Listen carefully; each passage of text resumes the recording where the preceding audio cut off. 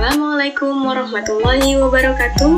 Perkenalkan, saya peserta Laksar CPNS tahun 2022 BPSDMD Provinsi Kalimantan Selatan.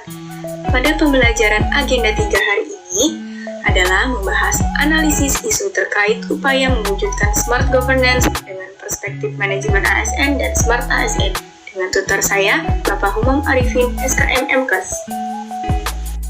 Nama saya Erina Risanti SKPNARS, jabatan ahli pertama perawat, golongan 3, angkatan 35, nomor daftar hadir 30, kelompok 3, saya perawat dari Rumah Sakit Dr. Haji Muhammad Ansari Saleh Banjarmasin.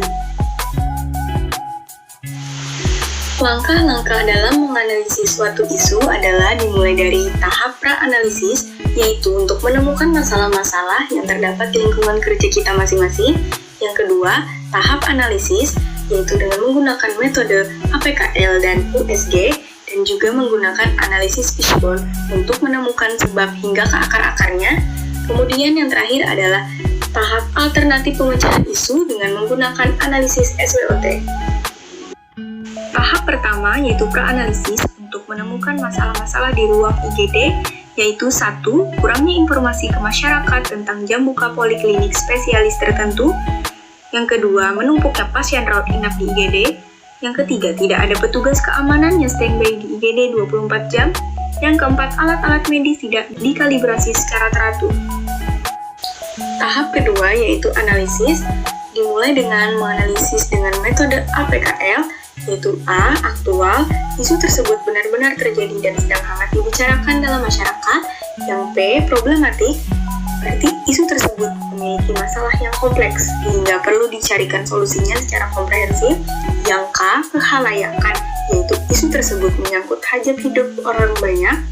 Yang L. Layak, berarti isu tersebut masuk akal, realistis, relevan, dan dapat dimunculkan inisiatif pemecahan masalahnya. Rentang penilaiannya dimulai dari 1 hingga 5. 1. Sangat kurang berpengaruh, 5. Sangat kuat pengaruhnya. Untuk penilaiannya seperti yang terdapat pada tabel berikut, sehingga didapatkan peringkat 1, 2, dan 3, yaitu untuk kurang informasi ke masyarakat tentang jam buka poliklinik spesialis tertentu, menumpuknya pasien rawat inap di IGD, alat-alat medis tidak dikalibrasi secara teratur, yang kemudian akan kita kerucutkan menggunakan metode USG atau Urgency, Seriousness, dan Growth. Metode kedua untuk menganalisis masalah yaitu dengan USG untuk menerucutkan kembali masalahnya sehingga ditemukan prioritas masalah.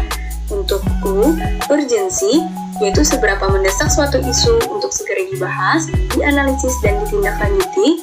S, Seriousness, seberapa serius suatu isu harus dibahas dan dikaitkan dengan akibat yang ditimbulkan. G, Growth, seberapa besar kemungkinan memperburuknya isu tersebut jika tidak segera ditangani. Untuk masalah pertama, kurangnya informasi ke masyarakat tentang jam buka poliklinik spesialis tertentu, diberi nilai U3, S3, G4 dengan total nilai 10. Masalah kedua, menumpuknya pasien rawat inap di IGD, diberi nilai U4, S5, G5 dengan total nilai 14. Untuk masalah ketiga, yaitu alat-alat medis tidak dikalibrasi secara teratur, untuk U4, S5, G4 dengan total nilai 13, sehingga didapatkan prioritas masalah yaitu menumpuknya pasien rawat inap di IGD dengan total nilai 14. Setelah menemukan prioritas masalah, selanjutnya kita akan menganalisis fishbone, yaitu untuk menemukan penyebabnya hingga ke akar-akarnya. Untuk masalah menumpuknya pasien rawat inap di IGD, faktor pertama yaitu atau manusianya, adanya keterbatasan SDM dokter spesialis saat pelayanan IGD 24 jam, kurang komitmen dalam menjalankan SOP transfer ruangan, dan kondisi pasien belum stabil. Faktor kedua yaitu materials. 1. Adanya keterbatasan ruangan rawat inap. 2. Ruang pemeriksaan radiologi terpisah dengan IGD. 3. Kurangnya ketersediaan alat pemeriksaan penunjang seperti EKG hanya ada 1 buah sehingga memperlambat proses pemberian pelayanan. Kemudian, faktor mesin atau sinergis sistem informasi Manajemen rumah sakit terintegrasi tidak bisa diakses karena di rumah sakit sering tiba-tiba mati listrik sehingga keterlambatan dalam penginputan data.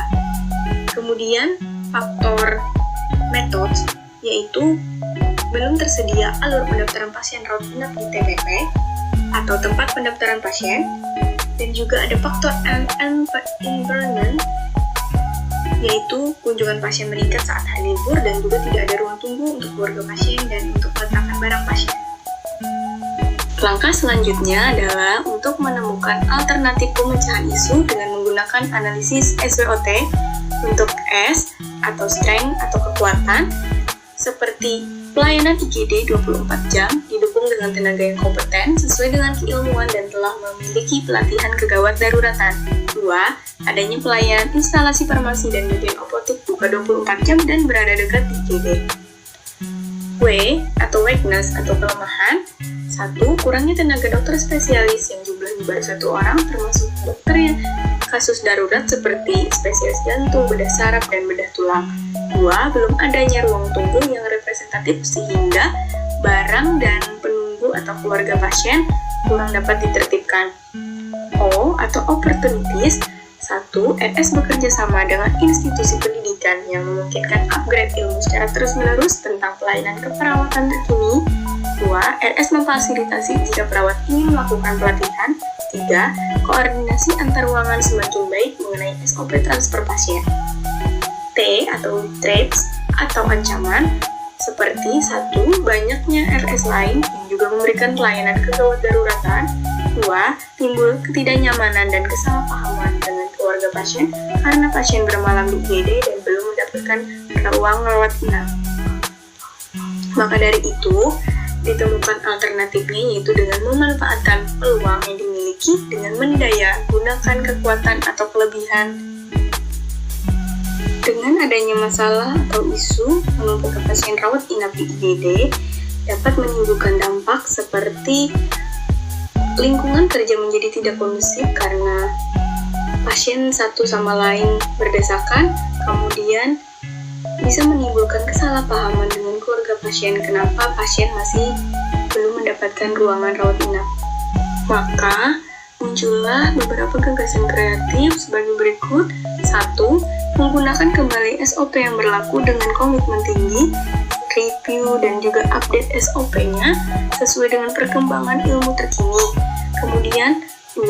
Memberlakukan sistem reward dan punishment yang jelas untuk mengubah kebiasaan yang sudah membudaya, misalnya dengan kepala ruangan melakukan evaluasi terhadap kepatuhan pelaksanaan SOP transfer pasien. Yang ketiga, membuat media informasi menarik sehingga mudah dipahami dan diingat. 4. Bekerja sama dengan institusi pendidikan yang memungkinkan upgrade ilmu secara terus-menerus tentang pelayanan keperawatan terkini.